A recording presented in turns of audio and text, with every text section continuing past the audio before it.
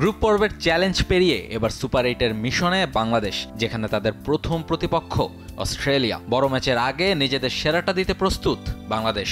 হারানোর ভয় নিয়ে নয়, বরং উপভোগ করেই সুপার 8-এর ম্যাচগুলোতে মাঠে নামতে চায় Nazmul Hossain শান্তরা।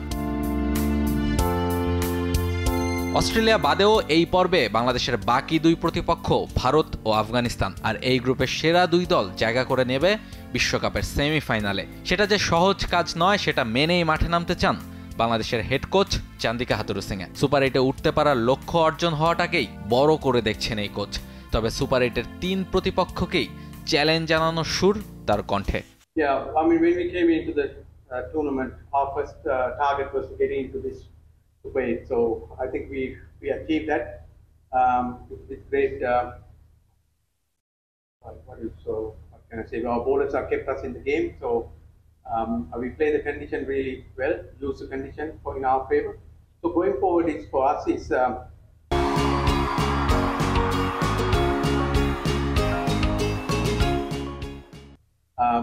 being here is we're very happy to be here, and then if anything here from here is for us is bonus. So we play with a lot of freedom,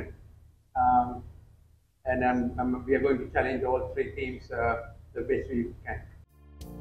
শুক্রবার ভোরে সুপার 8-এ বাংলাদেশের প্রথম match অজিদের বিপক্ষে। শক্তিশালী দলের বিপক্ষে মাঠে নামার আগে বাংলাদেশের বড় দুশ্চিন্তা টপ অর্ডার ব্যাটারদের নিয়ে। শান্ত লিটনদের কেউই চেনা ছন্দে নেই। মূলত বোলারদের কীর্তিতেই গ্রুপ পর্বের 3 ম্যাচ জিতেছে বাংলাদেশ। তবে বড় দলগুলোর বিপক্ষে লড়াই করতে হলে উপরের ব্যাটারদের দায়িত্ব নেওয়া চাই।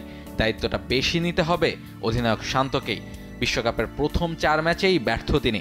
ফলে সুপার 8-এ তার ফিরে আসাটা জরুরি বাংলাদেশের জন্য।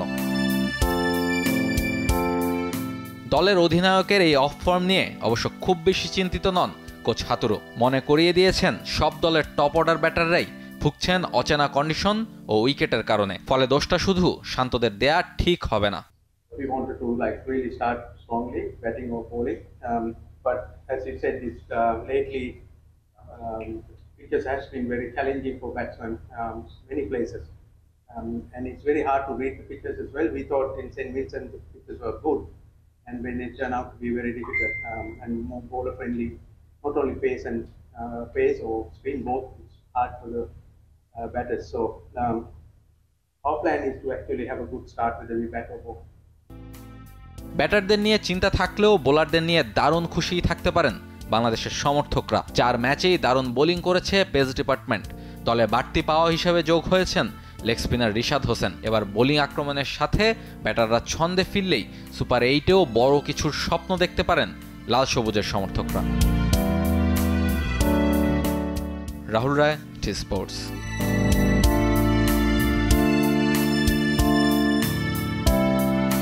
For more updates, subscribe to our YouTube channel and click on the bell icon.